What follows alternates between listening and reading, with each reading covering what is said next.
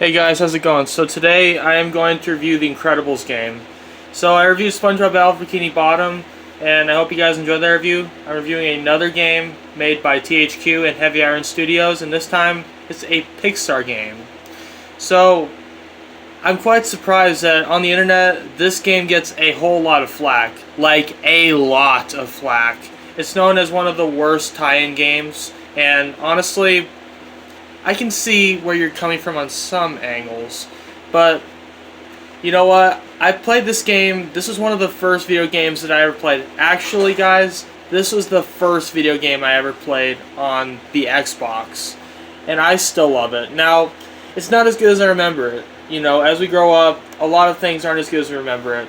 I haven't played the Incredibles Rise of the Underminer game in a long time, but most of the game still holds up. The animation, it still holds up, even though it's not exactly top tier animation. Like compared to today's games, the visuals are a little dated, but you know, the gameplay is still pretty fun. A lot of complaints against this film is the camera angles. I didn't mind that. In fact, moving the camera around, that's one of the best things about it.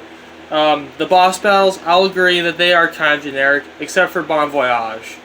And a lot of nitpicks about this game, like Syndrome only appearing in a cutscene.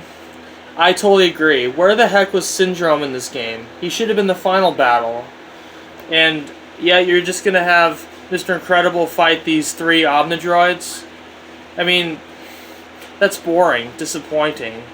But thankfully, Syndrome is a boss in the Disney Infinity games, but it was still disappointing that the main villain of the movie didn't appear in the game. Also, another nitpick is the difficulty of the levels. And I totally agree. The rocket style level is really hard, but I've gotten better at it, so it doesn't really bother me anymore.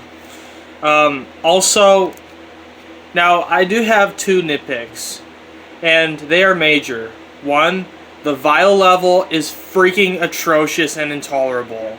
It is the hardest level in the game, period. It is a boring and unexciting drag of a level. And the second nitpick. Now, one of my nitpicks in Battle for Bikini Bottom was the ending, how it didn't really have a conclusion, and the robots were never truly defeated. There should have been at least one more level. The complaint here is that the final level, is so lackluster. It doesn't go out with a bang. It's one of the most disappointing, boring climaxes to a video game, period. All the other levels were passable and enjoyable and awesome.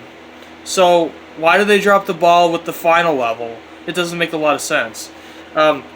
So I do like a lot of the videos that do complain about this game, because like they point out how a lot of the henchmen, the characters, say the same things over and over, and I totally agree. It can get really annoying.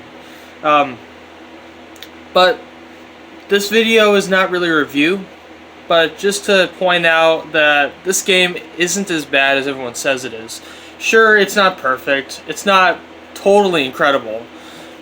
But it is a lot of fun. It still holds up. It might just be nostalgia talking, but I still enjoy it, and I don't hate it as much as everyone else. I'd still say it's a lot better than the Shrek 2 game by a milestone. And if you hate this game, that's totally fine. I respect your opinion. Overall, the Incredibles game is a passable and enjoyable experience, all for just a few flaws. Play it if you wish. I will review the Incredibles Rise of the Underminer game, the sequel that should have been to the Incredibles instead of the lackluster sequel we got in 2018. I'll see you guys later. Have an incredible night.